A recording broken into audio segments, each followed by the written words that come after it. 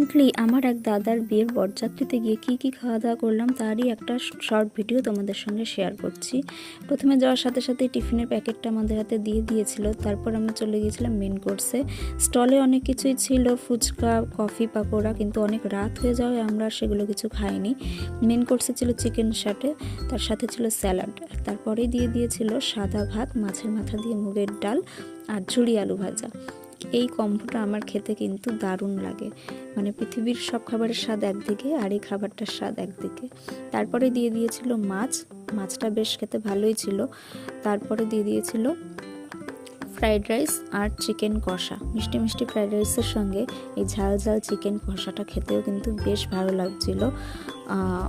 আর এরপরে দিয়ে দিয়েছিল আমের চাটনির সাথে দিচ্ছিল পাঁপড়, তারপরে ছিল সন্দেশটা আমি নিইনি, আর তারপরে ছিল রসগোল্লা, আর শেষে ছিল আইসক্রিম আর হজমি।